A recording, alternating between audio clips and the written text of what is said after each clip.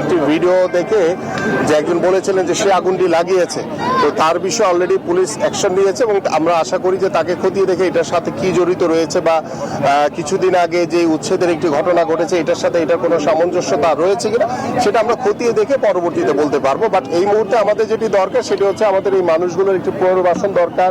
তারা আজকে রাত্রে কিভাবে পার করবে, তাদের খাওয়া দাওয়া, সে বিষয়ে আমরা এখন নজর দিচ্ছি। যাচ্ছি পুরো খবরে। রাজধানীর মিরপুরের কালশী বস্তিতে ভয়াবহ অগ্নিকাণ্ডে পুড়ে ছাই হয়ে গেছে প্রায় ৩০০ ঘর। সোমবার সন্ধ্যা ৭টার পর আগুনের সূত্রপাত হয়। ফায়ার সার্ভিসের ১৫টি ইউনিটের প্রায় ২.৫ ঘন্টার চেষ্টায় আগুন নিয়ন্ত্রণে আসে।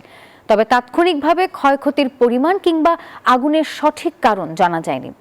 আর এদিকে বস্তিবাসীর অভিযোগ, স্থানীয় আওয়ামী লীগ নেতার ছেলের দেয়া আগুনে পুড়েছে তাদের সব স্বপ্ন। এই ঘটনায় একজনকে আটক করেছে পুলিশ। মুহূর্তে সব স্বপ্ন পড়ে ছাই, চারদিকে চিৎকার আর কান্নায় ভারী হয়ে ওঠে কালশীর আকাশ। শনিবার সন্ধ্যা ৭টার দিকে হঠাৎই আগুন জ্বলে ওঠে মিরপুরের কালশী বস্তিতে। মুহূর্তেই তা ছড়িয়ে পড়ে এক ঘর থেকে অন্য ঘরে। খবর পেয়ে ১০ মিনিটের মধ্যে ঘটনাস্থলে পৌঁছায় ফায়ার সার্ভিস। আগুনের ভয়াবহতা বাড়ায় একে একে যোগ দেয় ১৫টি ইউনিট। সবার সম্মিলিত এবং প্রায় ২.৫ ঘন্টা চেষ্টায় রাত ৯টা ৩৫ মিনিটের দিকে নিয়ন্ত্রণে আসে আগুন। আগুনের ভয়াবহতা দেখে আরও ১৪টি অর্থাৎ টোটাল ১৫টি ইউনিট এবং প্রায় ১২৩ জন ফায়ার ফাইটার এবং স্থানীয় জনগণ, ভলেন্টিয়ার, পুলিশ, র্যাব, সেনাবাহিনীর সহায়তায় আমরা ৯টা ৩৫ মিনিটে আগুন নিয়ন্ত্রণে আনতে সক্ষম হই। আগুন নিয়ন্ত্রণে আসলেও ততক্ষণে পুড়ে ছাই হয়ে গেছে খেটে খাওয়া মানুষের প্রায় ৩০০ ঘর। খোলা আকাশের নিচে দাঁড়িয়ে সর্বস্ব হারানো মানুষের আহাজারিতে ভারী হয়ে ওঠে সেখানকার বাতাস।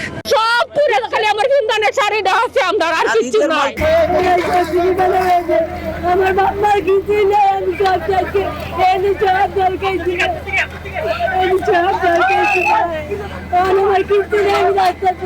আমার সব ধ্বংস বাবা। আমি হিন্দার কাপড় ডাসার একটা হুতা বাইর করতে পারছি না বাবা, একটা জিনিস বাই করতে পারি নাই। যাবতীয় যা মাল সামান আছে খালি দাউ দাউ দাউ দাউ করে খালি চলছে, দাউ দাউ ১০-১৫ মিনিট খালি সময়। ৮টা বাজে তখন আর কি আমি আমার একটা কাজে এখানে পড়াতে আসছিলাম, তো পড়ায় আমি টিউশনে শেষে বের হয়ে দেখি কালশী থেকে যেখানে দাউ দাউ করে আগুন জ্বলতেছে। বস্তিবাসীর এমন গুরুতর অভিযোগের পরে নড়েচড়ে বসেছে প্রশাসন।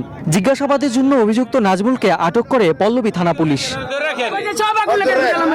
আগুনের এই ঘটনার সাথে কোনো নাশকতামূলক তৎপরতা যুক্ত আছে তা খতিয়ে দেখা হবে বলে জানিয়েছেন যুব ও ক্রীড়া প্রতিমন্ত্রী আমিনুল হক। তবে এই মুহূর্তে বস্তিবাসীকে পুনর্বাসন ও খাবারের ব্যবস্থা করার দিকে গুরুত্ব দিচ্ছেন।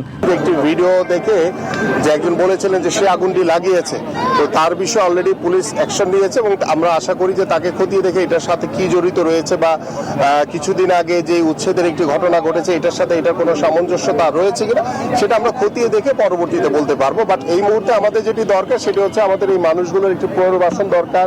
তারা আজকে রাত্রে কিভাবে পার করবে, তাদের খাওয়া দাওয়া, সে বিষয়ে আমরা এখন নজর দিচ্ছি। আগুন লাগার প্রকৃত কারণ ও ক্ষয়ক্ষতির পরিমাণ খতিয়ে দেখছে ফায়ার সার্ভিস। তবে বস্তিবাসীর দাবি যদি সত্যি হয় তবে এর পেছনে থাকা মূল অপরাধীদের কঠোর শাস্তির মুখোমুখি করার দাবি ক্ষতিগ্রস্তদের। রাশেদ জায়খান, নিউজ 24, ঢাকা।